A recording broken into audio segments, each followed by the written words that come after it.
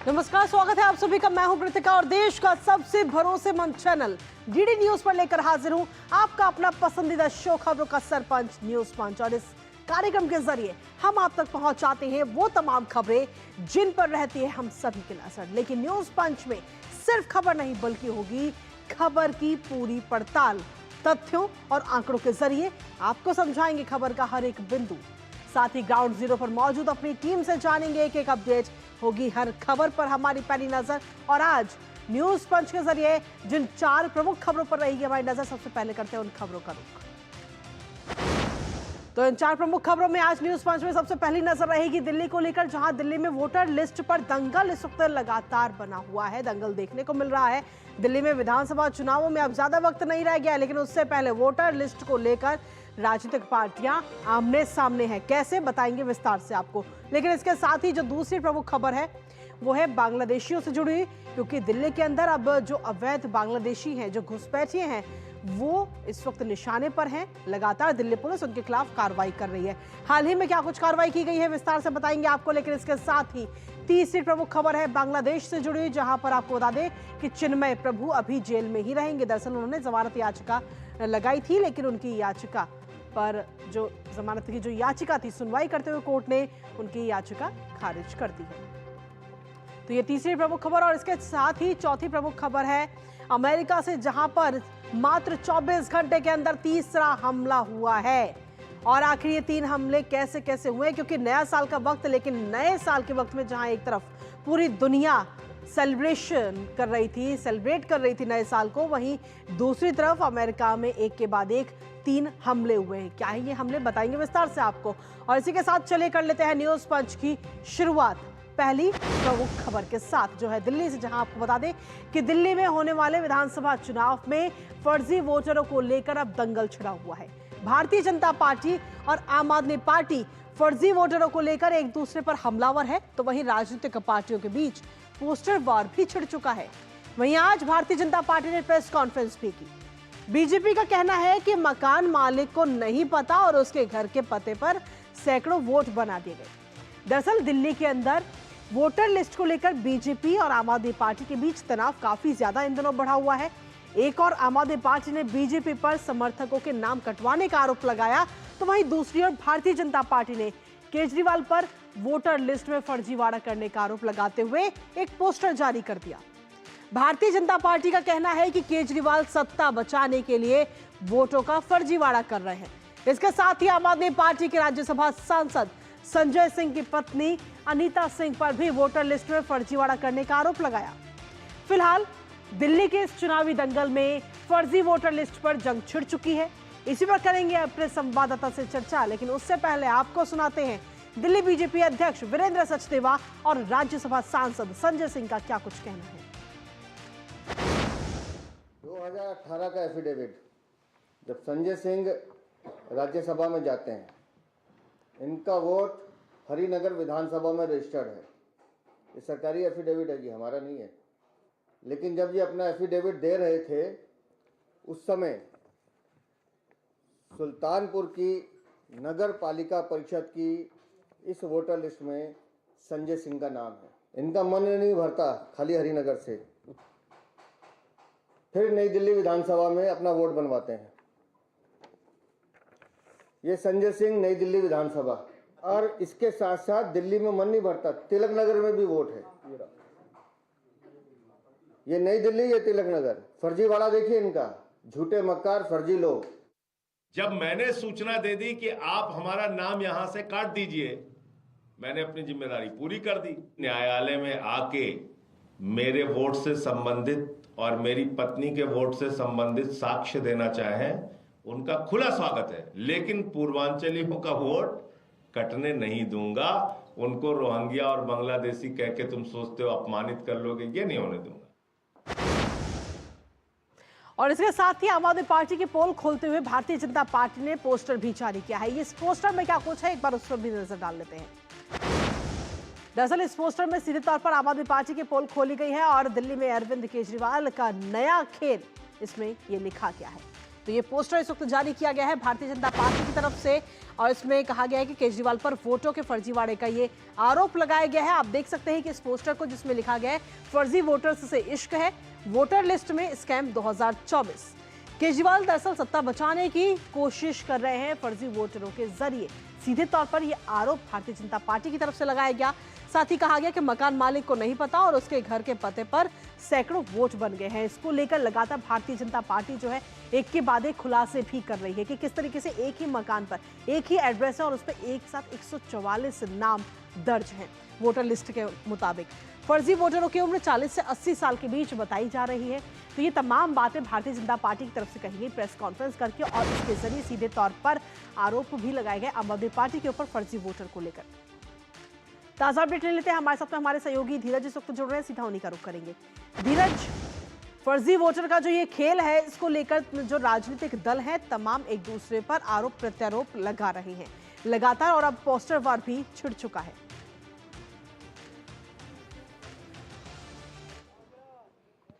जी बिल्कुल सही कह रहे हैं और जिस तरीके से आज आम आदमी पार्टी पर जो आरोप भारतीय जनता पार्टी का है उस आरोप को देखकर ऐसा लगता है कि किस तरीके से जो फर्जी वोटर का खेल बीते 10 सालों से दिल्ली की सियासत में चला है। देखिए जो सबसे बड़ा मामला जो है वो राज्यसभा के सांसद संजय सिंह को लेकर है, जिसके ऊपर आज भारतीय जनता पार्टी ने एक के बाद एक कई खुलासे किए हैं। संजय सिंह 2018 में राज्यसभा का जब सांसद बनते हैं तो उस समय उनका जो एफिडेविट होता है उस एफिडेविट में उनका जो वोटर आईडी होता है वो हरिनगर का होता है। भारतीय जनता पार्टी ये आरोप लगाती है दस्तावेज के साथ कि उनका जो उस समय जो वोटर आईडी जो था वो जो सुल्तानपुर की जो नगर पालिका परिषद है वहाँ भी उनका नाम वोटर लिस्ट में दर्ज था। तो संजय सिंह इसका बीजेपी का साफ तौर पे कहना है कि अपने एफिडेविट में भी उन्होंने गलत चीज का प्रयोग किया है। इसके बाद ये मामला यहीं नहीं रुकता है, इसके बाद बीजेपी अपनी तफ्तीश को आगे बढ़ाती है और उस तफ्तीश से पता चलता है कि हरिनगर के बाद संजय सिंह का नाम नई दिल्ली के वोटर लिस्ट में जुड़ता है और नई दिल्ली के जो विधानसभा के जो चुनाव हैं उस चुनाव में वो अपने पत्नी के साथ नई दिल्ली विधानसभा सीट से वोट करते हुए दिखाई देते हैं।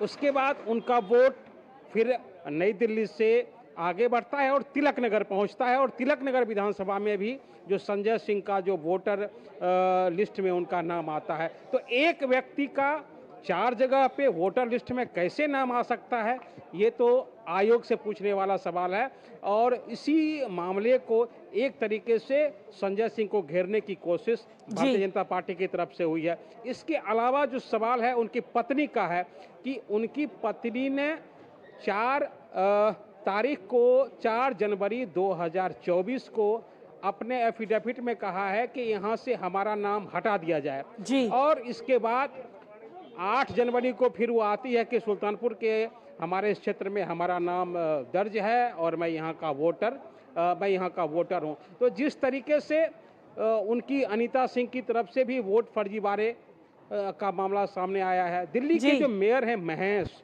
उनकी पत्नी है निधि के नाम से करोल बाग में 2 वोट हैं जी। एक जो वोट है वो निधि के नाम से है और दूसरा जो वोट है वो मनीषा के नाम से है और दोनों वोटर आईडी में जो उनका जो फोटो है वो सेम है, एपिक नंबर अलग अलग है।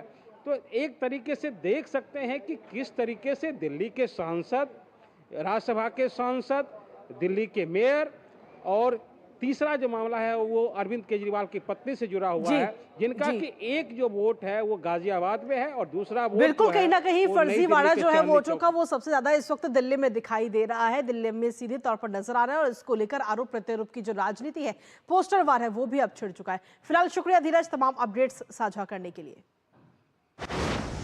और इसी के साथ चलिए खबरों में आगे बढ़ेंगे और अगली खबर का रुख करेंगे, जहां आपको बता दें कि दिल्ली के उपराज्यपाल वीके सक्सेना ने बांग्लादेशियों के खिलाफ अभियान चलाने का निर्देश दिया था और इस निर्देश के बाद दिल्ली पुलिस ने राजधानी क्षेत्र में बांग्लादेशियों की धरपकड़ भी तेज कर दी।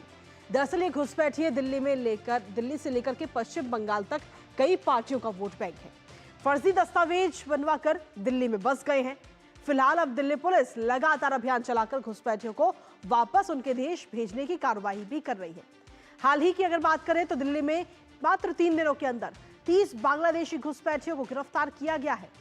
और आज दिल्ली पुलिस ने बांग्लादेशी घुसपैठियों पर की गई कार्रवाई को लेकर प्रेस कॉन्फ्रेंस भी की, जिसमें अधिकारी ने बताया कि दिल्ली पुलिस द्वारा बांग्लादेशी घुसपैठियों को पकड़ने के लिए स्पेशल ड्राइव चलाई गई थी, जिस पर 3 स्तरों पर कार्रवाई की गई और एक के बाद एक फॉलोअप के जरिए बांग्लादेशी घुसपैठियों को दिल्ली में बसाने वाले रैकेट का भांडाफोड़ किया। इसके साथ ही पुलिस ने 7 घुसपैठियों को रिपोर्ट भी किया है और रैकेट चलाने वालों पर कानूनी कार्रवाई की है।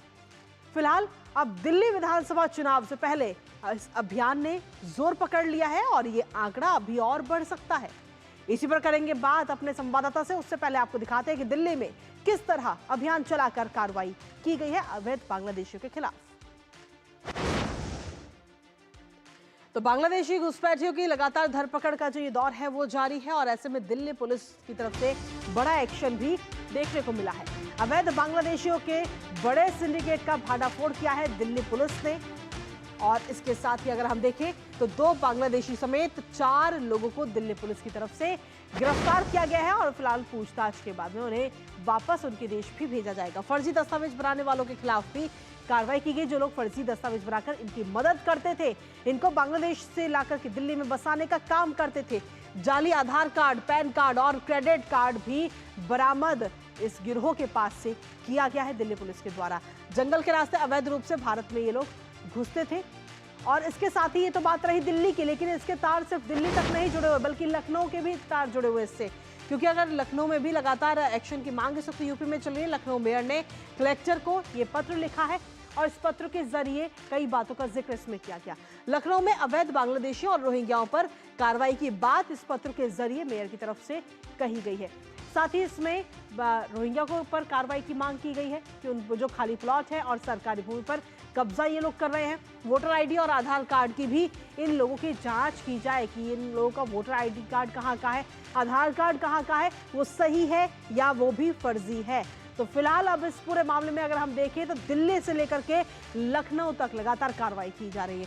नगर निगम कर्मचारियों के साथ मारपीट भी की गई है। जब नगर निगम की टीम वहां पर अवैध अतिक्रमण को हटाने के लिए वहां पर पहुंची थी, तब उनके साथ मारपीट की गई। अवैध बांग्लादेशियों और रोहिंग्याओं से कानून व्यवस्था सीधे तौर पर प्रभावित होती है। तमाम बातें लखनऊ मेयर ने कलेक्टर को इस पत्र में लिखी है। तो ऐसे में कुल मिलाकर देखिए तो इसके तार जो है वो काफी लंबे लंबे जुड़ते हुए नजर आ रहे हैं। फिलहाल अब देखना होगा कि आगे क्या कुछ कार्रवाई की जाएगी। हमारे साथ हमारे सहयोगी मुकेश शुक्ला भी जुड़ेंगे और साथ ही रामेंद्र भी जुड़ेंगे, लेकिन उससे पहले डीसीपी का क्या कुछ कहना है वो एक बार आपको सुना देते हैं। तो दिसंबर माह में स्पेशल ड्राइव चलाई गई थी कि दिल्ली में इलीगल इमिग्रेंट्स जो रह रहे हैं, स्पेशली बांग्लादेशी, उनको चिन्हित किया जाए और उनके खिलाफ कानूनी कार्रवाई की जाए।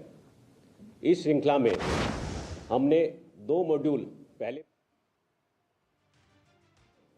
जिसमें करीब 5 बांग्लादेशी डिपोर्ट कराए थे, उनके खिलाफ कानूनी कार्रवाई की थी और उसी एफआईआर की फर्दर फॉलोअप में हमने 7 बांग्लादेशी अर्जनगंज फतेहपुर बीरी से गिरफ्तार किए थे और उनको डिपोर्ट कराया था। इन दोनों केसेस में जब फर्दर तफ्तीश की गई, टेक्निकल सर्विलेंस और एनालिसिस किया गया, उसी फॉलोअप एक्शन के तहत हमें एक और रैकेट मिला जो बांग्लादेशी इलीगल इमिग्रेंट भारत लाता था और वो यहाँ सेटल कराता था। तो दिल्ली डीसीपी का क्या कुछ कह रहे हैं वो हमने आपको सुनाया। इसी पर ताज़ा अपडेट ले लेते हैं। हमारे साथ में हमारे सहयोगी रामेंद्र लखनऊ से सबको जुड़ रहे हैं और साथ ही मुकेश दिल्ली से जुड़ रहे हैं। सीधा सबसे पहले मुकेश आपके पास में आना चाहेंगे। फिलहाल अगर देखा जाए तो दिल्ली के अंदर लगातार ये अभियान चल रहा है कि जल्द से जल्द, क्योंकि दिल्ली विधानसभा चुनाव से पहले जितना हो सके उतना जल्द से जल्द जो घुसपैठिए हैं उनको बाहर का रास्ता दिखाया जाए। बिल्कुल, जिस तरह से दिल्ली पुलिस का ये सर्च ऑपरेशन चल रहा है, लगातार गिरफ्तारियां सामने आ रही हैं। कृतिका, एक बड़ा आंकड़ा आपके सामने आता दिखाई दे रहा है, जैसा कि साउथ वेस्ट में 30 के आसपास ऑलरेडी गिरफ्तारी की गई और उसके बाद उनको डिपोर्ट किया गया। साउथ डिस्ट्रिक्ट ने 12 लोगों को गिरफ्तार किया और उनको डिपोर्टेशन किया। आज जो इनको ये जो बड़ी कामयाबी मिली है, देखिए इनके तार बांग्लादेश तक जुड़े हुए थे और दिल्ली पुलिस वहां तक भी पहुंचने में कामयाब रही। जैसे अनीश को इन्होंने ज़ीरोइंग किया बांग्लादेश में और उसके बाद पता लगा कि इस सिंडिकेट में कौन कौन है। अनिमुर इस्लाम जो बस कंडक्टर है आसाम में, यानी आमिर, उनको वहां से लोगों को ला करके इसके सुपुर्द करता था और इसका काम था ट्रांजिट करा करके हिंदुस्तान के सरजमी पर लाना। फिर वहां पर भारत के 2 लोगों की मदद ली जाती है, आशीष मेहरा और मनमोहन की। ये दोनों इनके आधार कार्ड बनाते थे, पैन कार्ड बनाते थे और उनके बाद इनको अलग अलग इलाकों में, दिल्ली एनसीआर के इलाकों में भेज देते थे। और इसी में बिलाल हुसैन और तानिया खान जो यहाँ पर आए थे और अलग अलग जगहों पर रह करके काम कर रहे थे, उनको यहाँ पर पकड़ा गया इनके द्वारा। तो ये बड़ी इसमें लिस्ट निकल करके आ रही है। दिल्ली पुलिस किसी भी तरह छोड़ने के मूड में नहीं है और गृह मंत्रालय ने भी जीरो टॉलरेंसिंग के जो है वो आदेश दिए कि किसी भी तरह से किसी को भी नहीं बख्शा जाए और जो गलत तरीके से ला रहे हैं, यहाँ बसा रहे हैं, उनके खिलाफ भी गिरफ्तारियां हो रही है, उनके खिलाफ भी मुकदमे दिए जा रहे हैं। बिल्कुल, कहीं ना कहीं लगातार ये कार्रवाई की जा रही है। आपके पास वापस आएंगे, लेकिन इसी बीच लखनऊ के मेयर का क्या कुछ कहना है अवैध बांग्लादेशी और रोहिंग्या को लेकर, वो एक बार अपने दर्शकों को सुनाएंगे, फिर करेंगे रामेंद्र का रुख। मैं डीएम साहब को एक लेटर दिया था अक्टूबर 2023 में कि लखनऊ में बांग्लादेशियों की संख्या बहुत ज़्यादा बढ़ रही है, ये चिंता का विषय। और अब भी दिया है, लिखा है कि ये लोग बहुत ज़्यादा तादाद में हो गए हैं, दिन में कूड़ा लेते हैं कॉलोनी से, शाम को चोरियां भी करते हैं, कई बार इन पकड़ में आ चुके हैं ये, और जिससे शहर को बड़ी समस्या है। इस विषय में मैंने पत्र लिखा है। तो लखनऊ के मेयर को आपने सुना, जो सीधे तौर पर कह रही है कि लगातार जो अवैध रोहिंग्या है और बांग्लादेशी घुसपैठिए हैं, वो उनकी जो संख्या है लखनऊ के अंदर, वो इस वक्त बढ़ रही है, जो कहीं ना कहीं चिंता का विषय है। हमारे साथ में रामेंद्र हमारे सहयोगी बने हुए हैं लगातार। रामेंद्र, क्या कुछ अपडेट्स हैं आपके पास में, क्योंकि ये पत्र इस वक्त मेयर की तरफ से लिखा गया है कलेक्टर को, इस पत्र में और किन किन बातों का जिक्र किया गया है?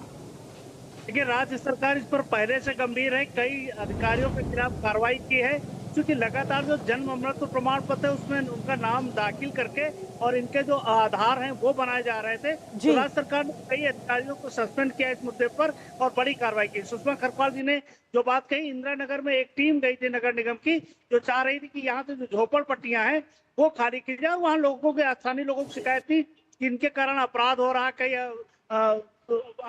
मफीम और चरस, गांजा, ऐसी चीजों को बेचा जा रहा है इनके द्वारा, जिसके कारण दिक्कत हो रही। और ये केवल इंदिरा नगर का नहीं है, जितनी बड़ी कॉलोनियां सरकारी बनी है उनके इर्द गिर्द झोपड़पट्टियां थी। तो जब नगर निगम के कर्मचारी उनको गिराने के लिए पहुंचे तो लोगों ने हमला किया, मारपीट की, छिरैती की, एक लोगों की चेन छीन ली, उसका मुकदमा दर्ज कराया है। और सुषमा खरपाल स्वयं वहां पहुंची थी, उन्होंने जेसीपी को तुरंत फोन किया और यहाँ कमिश्नर को फोन किया और कहा कि इनके खिलाफ कार्रवाई हो, मुकदमा दर्ज हो गया है, उस झोपड़पट्टी को हटा दिया गया है। लेकिन डीएम को इन्होंने पत्र लिखा कि जो ये झोपड़पट्टियां हैं, कौन लोग हैं जो पीछे काम कर रहे हैं, क्योंकि लखनऊ का जो कूड़ा कारोबार है वो एक महीने लगभग 5 से 6 करोड़ रुपए है। तो इसको कौन एक्सेस को चला रहा है, कैसे बांग्लादेशी और रोहिंग्या घुसपैठी इसमें इंटर हो रहे हैं, तो लेकर डीएम को पत्र लिखा है कि इस पर बड़ी कार्रवाई करें और इनके जो वैधानिक पेपर हैं उनकी जांच करें, नागरिकता कैसे वो जांच करें, नेक्सस कौन काम कर रहा उस पर भी कार्रवाई की जाएगी। अभी तक सुषमा खरपाल जी ने पत्र लिख के कहा है। ठीक है, बहुत बहुत शुक्रिया रामेंद्र तमाम जानकारी साझा करने के लिए। साथ ही मुकेश, आपका भी बहुत बहुत धन्यवाद। तो सीधे तौर पर ये एक्शन लगातार लिया जा रहा है रोहिंग्याओं के खिलाफ और अवैध बांग्लादेशी घुसपैठिए जो इस वक्त दिल्ली में आके बसे हुए हैं, और खासतौर पर लखनऊ में भी ये एक्शन लगातार जारी है। और इसी के साथ चलिए अब अगली खबर का रुख कर लेते हैं, जहां आपको बता दें कि बांग्लादेश की जेल में हिंदू संत चिन्मय कृष्ण दास, दरअसल आपको बता दें कि पिछले 1 महीने से ज़्यादा वक्त हो चुका है जो वहाँ पर इस वक्त बंद है, लेकिन उनको लेकर के याचिका भी दायर की गई थी कोर्ट में, और कोर्ट में करीब 42 दिनों के बाद इस याचिका पर सुनवाई हुई, लेकिन उसके बावजूद भी उनकी जो याचिका थी उसको खारिज कर दिया गया।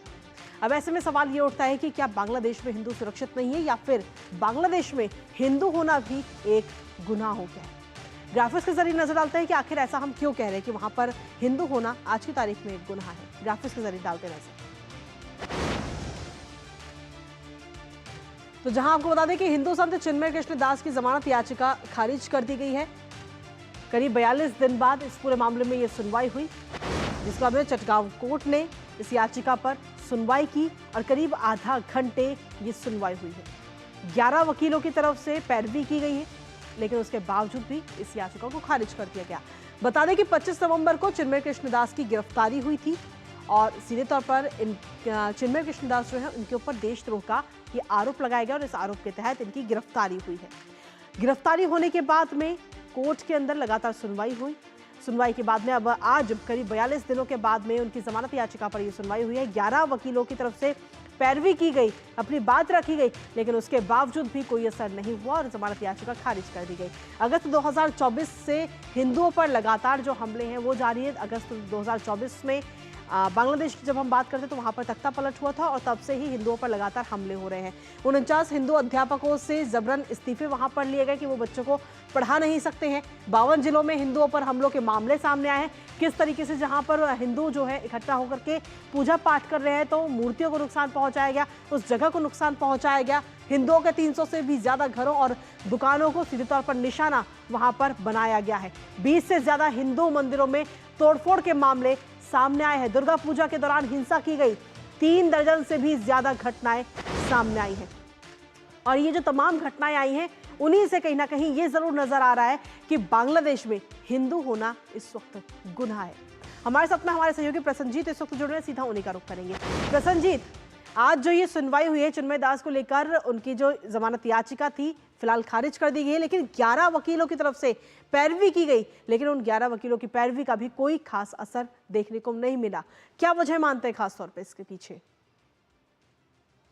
देखिए कृतिका, आप जो बता रही थी कि बांग्लादेश में हिंदू होना गुनाह है, इसका और एक उदाहरण मैं दे दूं कि कल परसों बांग्लादेश सिविल सर्विस जो है, सिविल सर्विस एग्जाम की जो रिजल्ट निकलने के बाद कई सारे हिंदू वहां पे जो है वो पास करके, इंटरव्यू पास करके लिस्ट में उनका नाम आया था, लेकिन किसी कारण ना दर्शाते हुए ये सारे हिंदुओं का, करीब 50 के आसपास हिंदुओं का नाम काटा गया है, निकाल दिया गया है लिस्ट से। सो मतलब ये आप समझ लीजिए कि आज जो बांग्लादेश में सरकार के नाम पर एक इंतरिम जी, उस इंतरिम पूरी तरह से नाकाम है। बांग्लादेश को एक ऐसी जगह पर लाना जहां पे हर तबके के लोग, जहां पे हर धर्म के लोग शांति से और सुकून से रह सके। और आप इतने सारे घटना गिनाई, ये सारे घटना सिर्फ हम सोशल मीडिया में शायद या पब्लिक डोमेन में देख पा रहा है, जो जिसका संख्या आपने गिनाई, लेकिन अगर इसके पीछे जाए तो देखेंगे कि कितने सारे हिंदू बिल्कुल कहीं ना कहीं हिंदुओं पर जो लगातार हमले हो रहे हैं प्रसन्नजीत, कितने सारे ऐसा जी, अपने आप में कई सारे सवाल इसके जरिए खड़े होते हैं। और अब 42 दिनों बाद जब याचिका पर सुनवाई हुई तो उस याचिका को भी खारिज कर दिया गया। फिलहाल अब देखना होगा कि आखिर चिन्मय प्रभु को कब जेल से जमानत मिलेगी, इस पर नजर हमारी लगातार बनी रहेगी। फिलहाल बहुत बहुत शुक्रिया प्रसन्नजीत, तमाम जानकारी साझा करने के लिए। और इसी के साथ चलिए खबरों में आगे बढ़ेंगे, जहां आपको बता दें कि अमेरिका में एक के बाद एक हो रहे हमलों ने झकझोर कर रख दिया है। दरअसल ट्रंप के लास वेगास स्थित होटल के बाहर विस्फोट, न्यू ऑरलियंस में भीड़ को रौंदने के बाद अब न्यूयॉर्क के नाइट क्लब में भी गोलीबारी की खबर सामने आई है। यहां क्वींस के अमाजुरा नाइट क्लब में बड़े पैमाने पर गोलीबारी हुई, शूट आउट हुआ, जिसमें 11 लोग घायल हो गए। तो वहीं मौके पर न्यूयॉर्क पुलिस डिपार्टमेंट की कई यूनिट्स तैनात की गई, जो अब इस पूरे मामले की जांच कर रही है। लेकिन इससे पहले अमेरिका के न्यू ऑरलियंस की बॉर्बन स्ट्रीट में नए साल का जश्न मना रहे लोगों को एक ट्रक ड्राइवर ने टक्कर मारकर कुचल दिया, रौंद दिया, और इसमें 15 लोगों की मौत हो गई, तो वहीं कई सारे लोग घायल हैं। दूसरी तरफ लास वेगास स्थित ट्रंप इंटरनेशनल होटल के बाहर टेस्ला के साइबर ट्रक में विस्फोट हुआ, उसके बाद आग लग गई। तो ऐसे में इन हमलों के बाद जो जानकारियां सामने आई हैं उसने हर किसी को हैरान कर दिया है। दरअसल जिस ट्रक से भीड़ को रौंदा गया उस पे आतंकी संगठन ISIS का झंडा लगा हुआ था। फिलहाल अब FBI न्यू ऑरलियंस में हुए इस हमले की पूरी जांच कर रही है, तो वहीं Tesla senior team cyber truck विस्फोट की जांच कर रही है और घटनास्थल से मिले सबूतों को इकट्ठा किया जा रहा है। CCTV फुटेज की भी जांच हो रही है। बात करेंगे अपने संवाददाता से, लेकिन उससे पहले विस्तार से आपको बताते हैं कि आखिर तीसरा हमला कैसे और कब किया गया। तो फिलहाल ये 3 तस्वीरें इस वक्त आपको दिखा रहे हैं, 3 तस्वीरें आपकी टीवी स्क्रीन पर, जहां न्यू ऑर्लियंस में जब सबसे पहला जो मामला सामने आया, जहां पर एक ट्रक ने, जो लोग एंजॉय कर रहे थे, वहां पर नए साल का जश्न मना रहे थे, वहां पर एक ट्रक पहुंचता है और कई सारे लोगों को रौंदते हुए जाता है। और इस हादसे में, इस पूरे मामले में करीब 15 लोगों की मौत हो गई, साथ ही कई सारे लोग घायल हैं। तो पहली तस्वीर आपको दिखा रहे हैं। दूसरी तस्वीर आप देख रहे हैं लास वेगास की, जहां पर एक टेस्ला गाड़ी में अचानक से विस्फोट होता है और विस्फोट के बाद आग लग जाती है। तो ये दूसरी तस्वीर, और साथ ही ये तीसरी तस्वीर न्यूयॉर्क की है, जहां पर दहशतगर्दी फैलाने के लिए गोलीबारी की गई, शूट आउट किया गया और इस शूट आउट में 11 लोग घायल हो गए। तो कुल मिलाकर ये 3 तस्वीरें हमने आपको दिखाई हैं, और इन तीनों ही तस्वीरों के सामने आने के बाद में कहीं ना कहीं अमेरिका में जहां एक तरफ जश्न का माहौल था, वहां दूसरी तरफ अब दहशत का माहौल देखने को मिल रहा है। हमारे साथ में हमारे सहयोगी इस वक्त जुड़ रहे हैं, अनिल थॉमस, सीधा उनका रुख करेंगे। अनिल, एक के बाद एक 3 हमले अमेरिका में सामने आए हैं, जहां एक तरफ जश्न का माहौल, वहीं दूसरी तरफ एक के बाद एक 3 हमले। क्या समझा जाए इसे? हालांकि फिलहाल FBI पूरे मामले पर जांच कर रही है।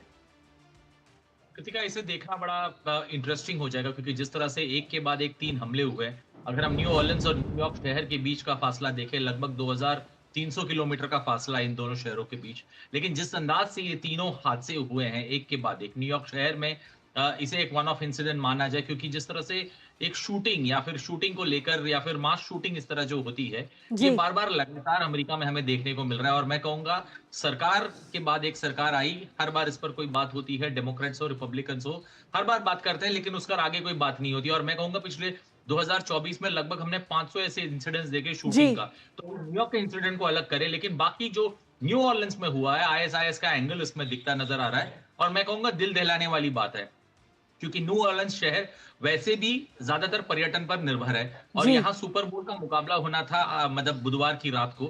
और ये हादसे के बाद वहां जिस तरह की बातें हुई और जिस तरह का इन्वेस्टिगेशन का दायरा बढ़ रहा है, अब वो सुपर बोल का मुकाबला पोस्टपोन होता है। और मैं कहूंगा जो राज्य या फिर जो स्टेट पर्यटन पर बहुत ज्यादा निर्भर होता है और इस तरह के हादसे होते हैं, मैं कहूंगा दिल दहलाने वाला। अगर इन तीनों हादसों को एक साथ अगर कड़ी में जोड़कर देखे, तो मैं कहूंगा अमेरिका के दिल में एक बार फिर खौफ बिठाने की कोशिश है। और ये खौफ बिठाने में बहुत ज्यादा मात्रा में मेरे हिसाब से जिनका भी ये आइडिया रहा हो, ISIS पर उंगलियां उठ रही है, अगर ये आइडिया रहा हो तो मैं कहूंगा वो कामयाब हुए हैं एक तरह से न्यूयॉर्क में या फिर अमेरिका में जो न्यू ईयर सेलिब्रेशन है उसको पूरी तरह से बंद करने में।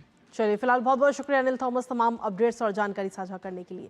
तो कुल मिलाकर ये 3 तस्वीरें हमने अपने दर्शकों को दिखाई, और इन तस्वीरों के सामने आने के बाद में सीधे तौर पर ये जरूर कहा जा रहा है कि इन तीनों हमलों से अमेरिका, या यूँ कहें कि अमेरिका में जो लोग रह रहे हैं, वो इस वक्त दहशत में है। एक के बाद एक 3 जो हमले किए गए हैं, उसको लेकर फिलहाल FBI अब जांच कर रही है, और एक एक करके एक कड़ी से कड़ी जोड़ने की भी कोशिश वहां पर की जा रही है। और आखिर इन सब के पीछे आखिर कौन है, किसकी साजिश है, वो पता लगाने की भी कोशिशें लगातार जारी है। लेकिन इसी के साथ फिलहाल न्यूज़ पंच में मुझे और हमारी टीम को दीजिए अनुमति। कल सुबह 10:30 बजे फिर होगी आपसे मुलाकात। तब तक के लिए नमस्कार।